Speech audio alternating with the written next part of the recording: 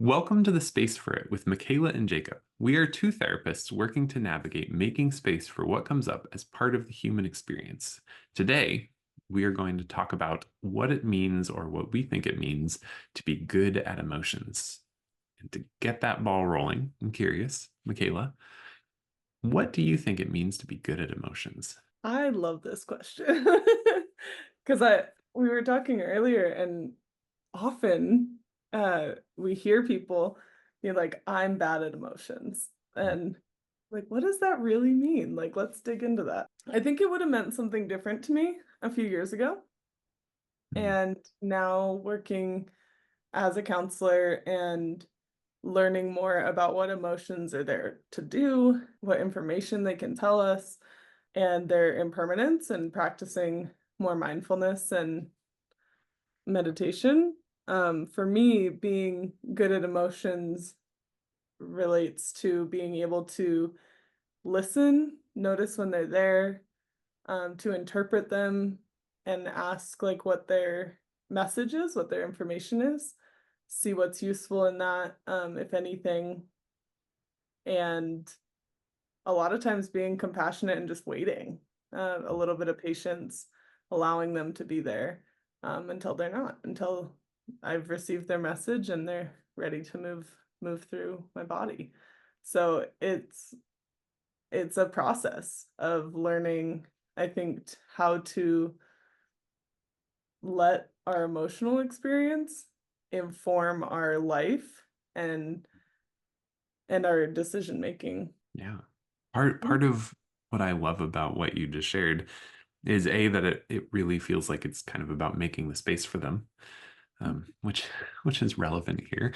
Uh, It is. but also that idea that they have a purpose and it's not about trying to control them or push them away or get rid of them or silence them.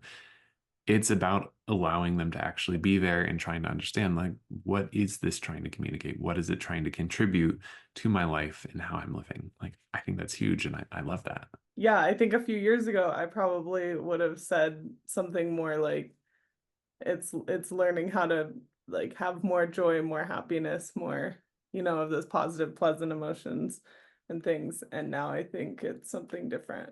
For sure. I mean that brings up a really valuable point because so much of what it feels like we're driven towards societally is to be happy or at least not to feel any of the emotions that we classically label as bad, which I have a pet peeve about that. I don't Yes. like labeling emotions as good or bad. I would rather we label them as comfortable and uncomfortable because there is no bad emotion. There are just emotions that when we feel them, we're like, this is uncomfortable. I don't enjoy this. But I think we're so pushed societally to want to find happiness. And there's so much of life that almost by necessity can't be happy. Mhm. And if we are only pursuing one thing and we won't have it all the time, like that's kind of a that's an uncomfortable experience. And so I think learning how to actually allow for the discomfort of emotions like maybe sadness or fear or pain, things that we look at and we're like, I mean, I don't really want to feel that. But when we learn how to make space for those things, they can add so much value. Amen. Yes. Yeah. I mean, even just like as you say, the pursuit of happiness, in within pursuing it, there's a lack versus an acceptance of wherever you are feels very different than this reaching and grasping for something that isn't right here in this moment. Like Mhm. that feels very different. Yeah. So almost by pursuing it, we're, yeah, creating more discomfort. Do you think that when people look at someone who's generally happy or who appears generally happy, do you think that they generally assume that those people are like good at emotions? That's a really interesting question because I hadn't thought about it from that light. What I often hear is that people see other people being happy, whether it's through social media, and those moments, or seeing them out and about, and they don't quite understand like why they don't feel that way. Mm, It hasn't come across to me that those people are better at emotions, but a lot of times it comes across as they've figured it out or they've figured out more than I have. So maybe in that they have figured out more of the emotional experience, how to have more happiness more often. And in a way, maybe that could signal that they are better at emotions, sometimes because part of, I think, being good at emotions is being able to, again, like, be with that experience. mm, So, and as it is a negative emotion, we try and push it away, we try and get rid of it, we try and do something with it to change. And most often, that prolongs it because, again, it's here for a reason, it's trying to tell us something. So it's like, if a kid comes up and is hungry or needs attention or something and you just push it away, well, mm, it might get louder, or it might push a little harder if it really needs something. Um, so a lot of times we prolong those things, and then when we're happy, we grasp onto it and we try and keep it, and mhm. in our grasping, we actually shorten it, um, the experience of it. And so I wonder too if the people who seem happier more often are just allowing the happiness that shows up to be as it is instead of grasping onto it quite as much, kind of knowing it'll come and it'll go, but it's not pursued as hard. It's funny because maybe this is just the skeptical part of my brain, but I almost have the inverse thought, Mm, which is that people who appear happier all the time might be more predisposed to be suppressing or ignoring or trying to almost deny the existence of the things that are more uncomfortable. And arguably, probably these both of these opinions are true in some cases, because there is no universal with humans. It can be really easy to get caught up into one approach, into either being like, I need to be happy and positive all the time, so let's find the silver lining in everything. mm, Or like the inverse is also there where it's like nothing can be happy because there's misery somewhere. But I think in general, kind of what you said, people tend to look at the people who appear happy all the time and kind of assume, oh, they've figured out some secret, something that I haven't figured out yet. And I mm. wish I had what they had. Yeah. And I love how you brought that back to the yes and, or maybe a little bit of both, because you're so right. There's not just one way. Happiness isn't something we can have always. And even if we do, like maybe that is actually problematic or doesn't allow this richness of life to take Mhm. place because we're not allowing these other pieces of our emotional experience to be there. And and I find too, like with people who maybe have more of that ability to let it come and go, get to experience or feel it more Mhm. when it's there. So it could, yeah, I love it really depends. It depends on the person and what the intention is or the practice or the process of them Mhm. being with those emotions, what that looks like. What do you think it takes to actually get better at making space for emotion? Like particularly the ones that are maybe less comfortable. I will speak from my own experience, Mhm. um, because that's the one I'm most familiar with.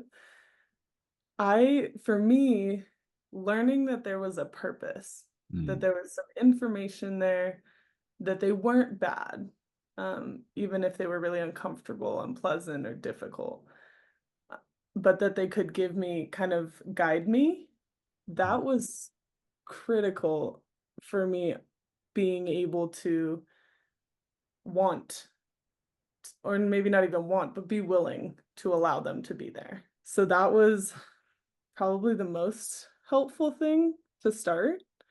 Um, and then being curious, bringing that lens of like, okay, well, if there's a reason for it, what could that reason be? Like, what mm, information is? is in there? How do I interpret this? And even widening the perspective and noticing, how does it feel in my body? Where is it in my body? Is it old or is it new? Because a lot of what we don't necessarily recognize in our society is that most of our emotional experiences are felt and stored in our body. So Mhm. when we're not allowing them to come and go, when we don't know how to do that, they generally get stored somewhere, whether that's tightness in your neck or your hips or your stomach, or different places. And so Mhm. just being able to key in a little bit more to like, where is that stored in my body?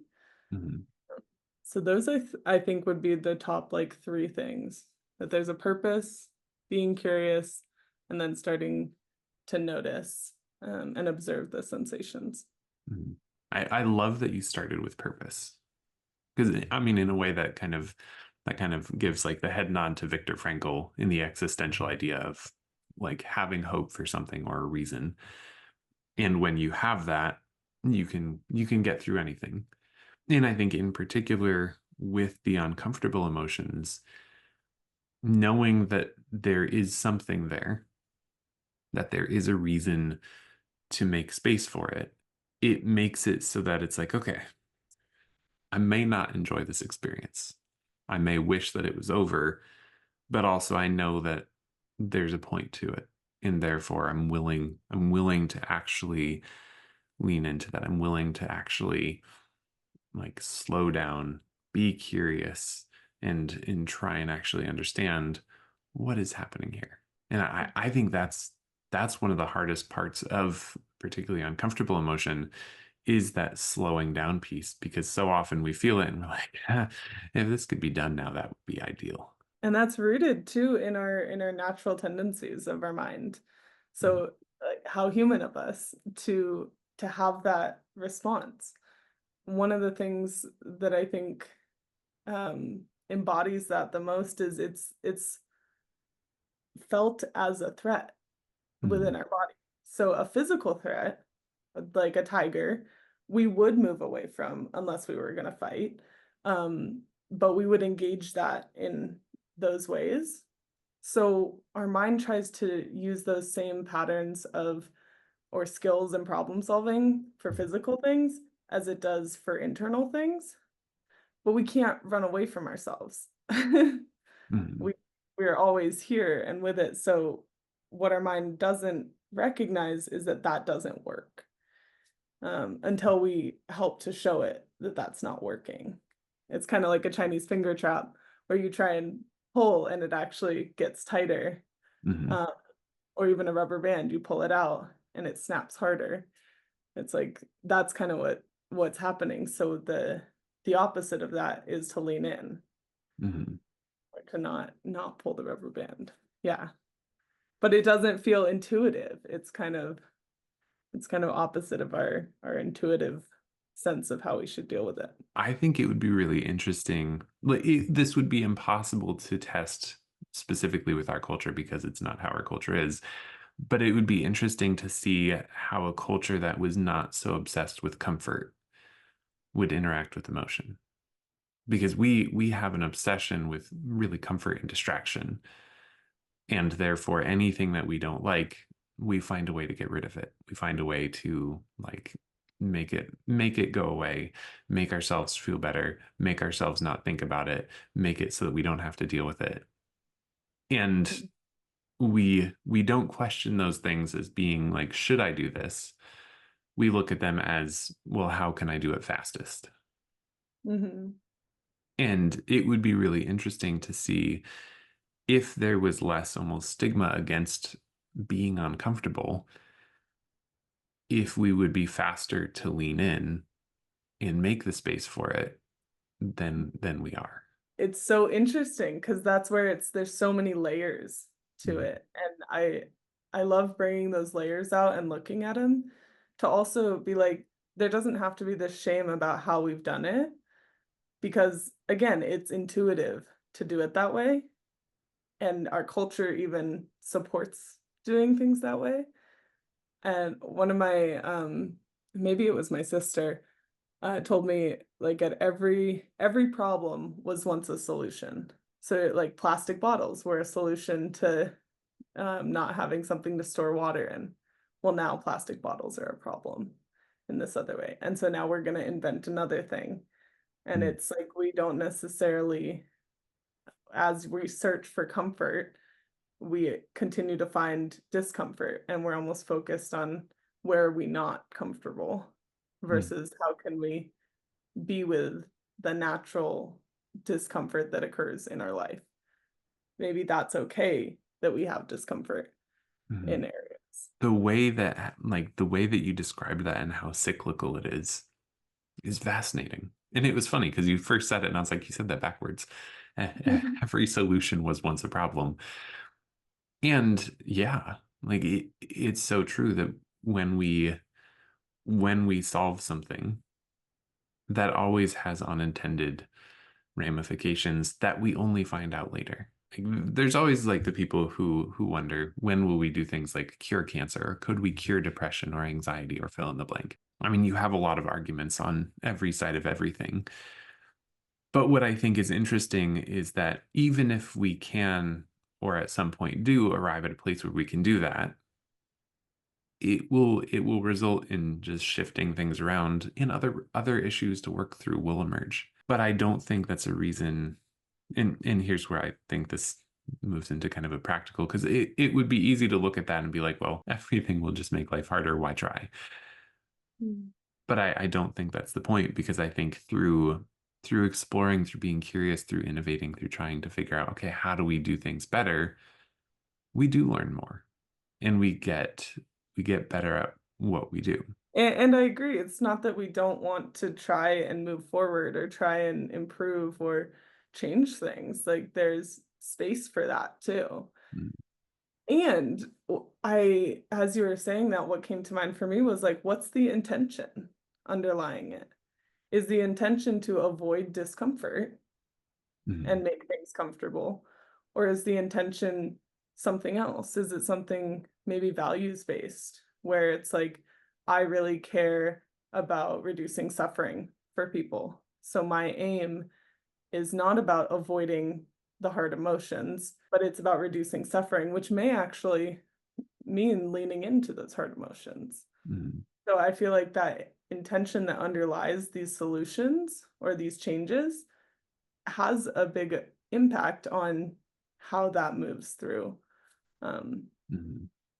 us or our society. One of the questions that I often get, like when I'm working with a client to sit through something really tough, Mhm, is the question, how long?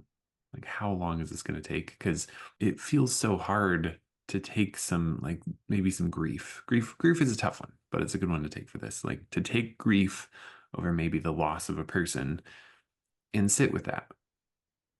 Because in doing that, you're essentially acknowledging what's lost mhm, and not hiding it, not denying it, not suppressing it, not doing anything, but just being in it. mhm, And that's so heavy. And what's interesting is that often with emotions like that, we can't do anything about them.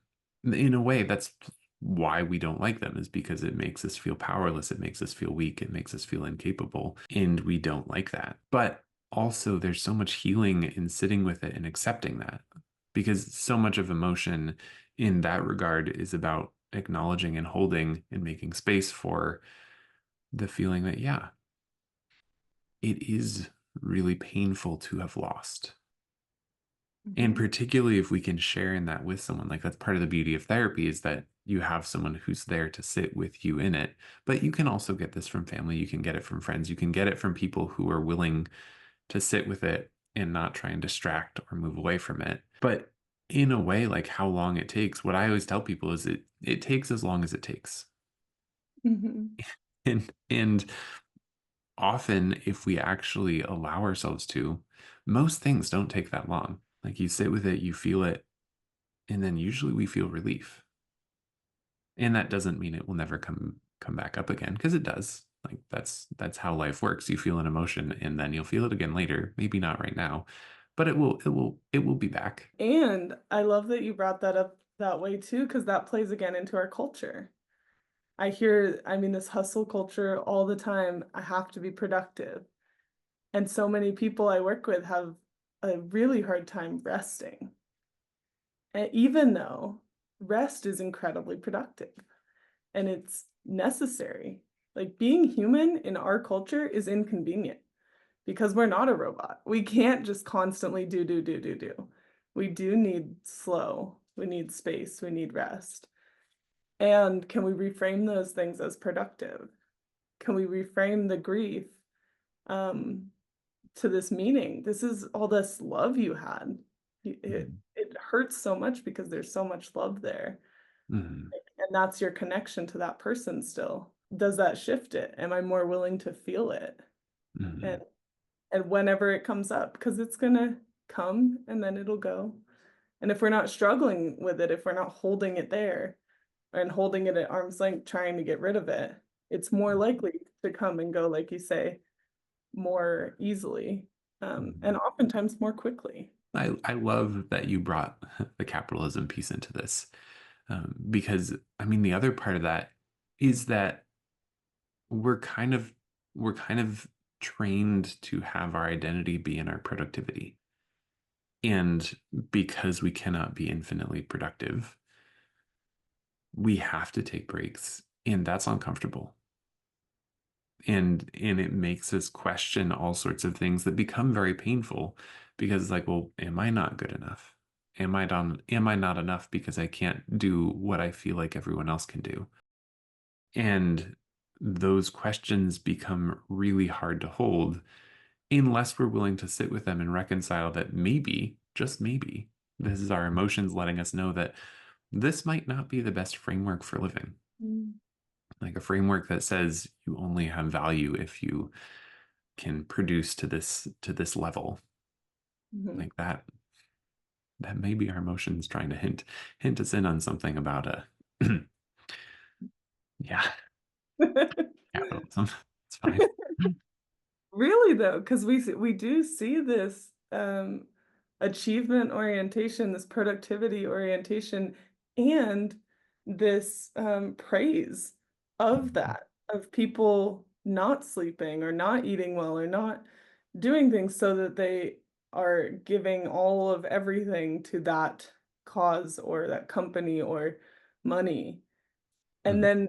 then we have all of these problems that we see that aren't specific necessarily to capitalism, but how capitalism is in our culture. I mean, I think they are very entwined, and other cultures, say in Europe or Northern Europe and places, do have these other elements of understanding, or maybe even rituals around rest and Mhm. around being human first. So we see this in our culture and we say like anxiety is an epidemic, depression's an epidemic, suicide's an epidemic or a problem. It's like, are those really the problems or are those the symptoms Mhm. to these other problems and this culture that isn't allowing for our humanity to be accepted and held? Mhm. And to have the space made for it, really. Oh yeah. That's why I say being human's inconvenient in our culture because it is. But that doesn't have to be a terrible thing because culture isn't static.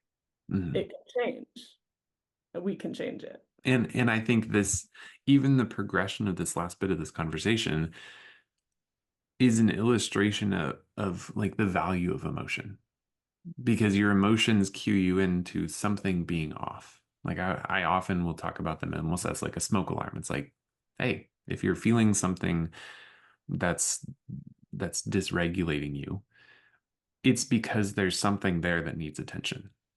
If the smoke alarm is going off, there's smoke coming from somewhere, and we should look for that. We shouldn't just be like, here, put a bucket over it or a pillow on it, make it stop. Mhm. Part of what's so interesting about emotion and part of what's so interesting about being good at emotion is that it is so much about being curious, being willing to make the space for it, lean into it, and and kind of see like where is this coming from and what does it mean for me? And what's interesting is that emotions are never chosen. Like we don't sit down and say, okay, I'm going to decide to feel this. What happens is things happen and then our emotions happen instantly. And then we get to decide, what do I do with that? What do I do with the feeling that came up? And what's interesting and part of what makes emotions so complicated is that, yeah, some of our emotional like reactions to things are very culturally driven. Like I feel bad about myself because I'm not producing enough. That doesn't necessarily mean I should be producing more to feel better. Mm. And so I think there's also the nuance of we shouldn't always respond to every emotion in the same way. And I think that's again part of why being quote unquote good at emotions is so interesting because it involves so much nuance, so much of a willingness to slow down, be introspective, talk to people, like engage, but also just feel, be with it. Don't make it go away. Don't distract from it. Don't suppress it, deny it.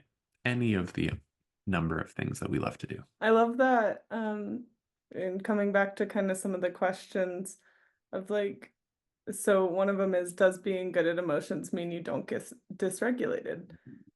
And you just kind of brought that to light. That smoke alarm's going off for a reason. Like that is dysregulation. Um, and there's a purpose to dysregulation. So we're not meant to be constantly calm or constantly, again, any constant, happy, sad, calm, anything doesn't match our world. So there is that piece of it too. There's a reason for that dysregulation. And I'm curious, one of the things that I get asked a lot is like to feel it, to Mm, sit in it, to allow it. Um, People aren't sure how to do that without feeling like they're wallowing in it, mm, mhm. without almost extending it in a different way. So what do you think about that? Yeah. People don't like to wallow in things. That's not something we tend to enjoy as humans. Minus like, yes, at certain times that can become the thing where it's like, I don't have anywhere else to go. I don't know what else to do. I feel stuck in it. I feel trapped by it. Like that can happen. But I think that a lot of the time, if we're being intentional about feeling, we don't end up wallowing because we're not just sitting there and being like, "Ah, woe is me. I'm sad." Instead, we're actually questioning like what what is the sadness I'm feeling? Like where is it hitting me? And what does it feel like? What is it actually trying to communicate to me? And I think when we're actually asking those questions, by nature of doing that, we're moving still. We're being active even if we're in the feeling. Mm, And I think that's a key piece of not ending up wallowing because there's purpose to it. mm, And yeah. I would add to this, like the method is going to be different for everybody. Because some people, the way they feel is through journaling. Some people it's through walking, art, like sitting, sleeping, like a million different methods. And that's great. But I think what's important is that we're actually trying to make the space to be like, okay, there's something, there's something there. Mhm. Let's let it out. I appreciate that perspective too, because while it can be passive and active at the same time. Mhm. And in a way when you talk about that purpose and like exploring it or doing it, that has a very different, that has more curiosity and it has a different intention than just being like, I am sad Mhm. and just feeling it deeply. It's like almost the difference between I am sad and sadness is visiting me. What Mhm. does it have to say? I wonder why it's showing up. And kind of that exploration. And that's a very different thing Mhm. and can look very in many different ways, like you say. It doesn't have to just be one way. One of the things that like I always try and practice. I'm not always good at this, but I always try and practice is is honoring what people bring to the table. Mm. Because often, again, people will come to therapy and be like, I'm bad at emotions. And it's like, well, hold on. Before we dive into self-criticism, let's talk about it. Because all of us have, in some way or another, developed mechanisms for how we handle things. And sometimes those mechanisms might not be that helpful, and sometimes they are. But either way, whatever we've done, it represents some form of, hey, you're trying to figure this out. And let's take that energy, let's take the effort that we've poured into that and figure out how you can use it really well. Mm. And again, like being good at emotions doesn't, in my opinion at least, it doesn't mean you never get dysregulated because, again, it happens. It has to happen sometimes. There's a reason for it. It doesn't mean you're always happy. It doesn't mean you're able to just fly through grief or sadness or whatever it is. It means that you're making space for them. It means you're being curious. It means you're actually engaging with them to explore what is this? What is this here for? What does it mean for me? How should it influence what I do next? Yeah, I love that perspective, and it brings up for me this kind of the act-based perspective of, are we struggling with our emotional experience, and that's our focus, is trying to change that or get rid of it, or are we living our life and moving towards the person we want to be, and those emotions are along for the ride and kind of helping guide us or give us that information on that journey. So what is it about? Like, what is our main focus? Because most of the time that I'm dealing with people, they're stuck in trying to control how they feel, and they've lost track of where they're headed Mhm. in life. And and that makes sense, again, because of the way our minds do things, because of the way our culture is. And like you say, like, can we use that energy um, in that struggle to be more effective and more give us more vitality by focusing it on something more useful. One of the things about feeling emotions is that it can be scary. It can be so uncomfortable. It can be something that, particularly because it, like societally, if we look at men specifically, Mhm. emotions don't always feel like they're available to us societally because it's like, well, you shouldn't be scared. That's not manly. You shouldn't be sad. You shouldn't be all these things. And so we learn not to. We learn to be in denial of them, suppress them, just say they're not real, just lots of different things. And learning how to kind of unravel that, undo it, and actually begin to make space for these things is hard. It's scary. It's different. It's unfamiliar. It's learning a new language. Mm. And that's partially why there's so much value to things like therapy. Because part of the value of therapy is is not that different than, like, let's say there's a dark room that you need to go into. If you go into it alone, you're scared and alone. But if somebody says, "Hey, I'll hold your hand while we go in there," like it's still a scary room, but you're not going in there alone. Mhm. And I think that's the beauty of supporting each other emotionally, is that it makes it so that we don't have to dive into, or face these things alone. And without tools. Hmm. Maybe we can go into that dark room with a flashlight and look around a little bit. Not only are we not alone, but we aren't going in and just stumbling over a trap or Hmm. something. We're doing it in an intentional way and learning how to go through that room together. And I love too that you highlighted some of those challenges. One of our questions is what makes getting better at emotions challenging? And I think you highlighted a lot of those pieces in talking about how maybe our culture influences what each gender is allowed to feel or what's more acceptable. Hmm. For men, a lot of times anger or aggression is more accepted. For women, that's not generally the case. Hmm. So that's one of the big challenges um, in getting better at being with emotions or those stigmas and cultural messaging and Mm. beliefs that just are ingrained in us from a very young age. One of the distinctions that I like making that is obviously like a little bit nebulous, but it's the distinction between emotional intelligence versus emotional maturity. Mm. Because the intelligence piece is, yeah, I can identify what emotions are, what mine are, what yours are. But the maturity piece is, I can do something with it. I don't just know what they are, but I can actually sit with them. Mm.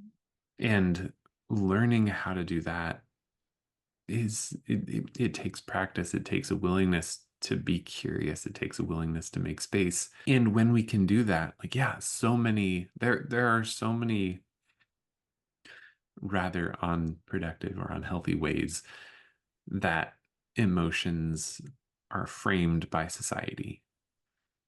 And again, if we're able to be curious alone, like that, almost more than anything else, well, if we're curious, we pretty naturally make space for things. But if you're curious, instead of looking at someone and judging them for what they're feeling or expressing, you can look at them and be like, huh, that's interesting. There must be a reason. And like for me, I when I work with people, I'm like, there's a reason.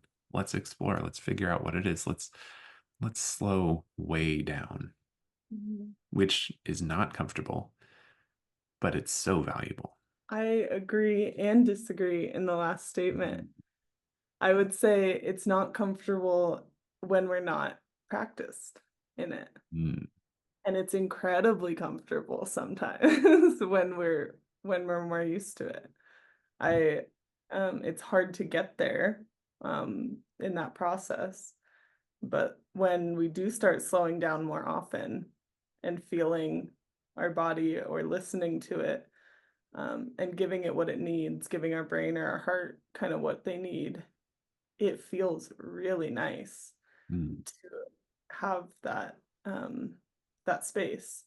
And one of the things I learned recently is that our nervous system a lot of times is keyed up or down based on our mm, hustle, movement, our speed. So if we're always hustling, we're always keyed up. mm, When we start to slow down, it does feel really uncomfortable at first because it's not what we're used to. It's not where our baseline is. mm, And as over time, as we do it more, it can feel really, really good. I think that's one of the reasons that nature can be so healing for people is that slow down, um, that the trees aren't trying to grow as fast as they can, they're growing. And then they have a season where they're dormant and they're doing other pieces and they're resting. And we have a lot more cues for those things in nature mm. than we do in maybe a city or an urban environment. That's very true. That's a very good point. And I would agree, actually. Yeah, it's always yes and. Oh, yeah. Almost always. I would love to hear more from anyone listening and any questions other people have, because there's so many ways we can look at this, and sometimes we look at it from a counseling view, as well as our journeys, as well as trying to look at it from our clients and things that way. But there's always more angles, more questions that people can have. So I'd love to hear Yeah. them. If you have any questions, you're welcome to leave a comment wherever you're listening to or watching this. We would love to hear them, as Makayla said. But otherwise, thank you so much for taking the time to listen to this. If you made it this far, we really appreciate it. Feel free to leave it a review. Give it 5 stars. That would be awesome. You can also email us at thespaceforit@gmail.com if you'd like. And until next time, have a lovely rest of your day. Yeah. Thank you again.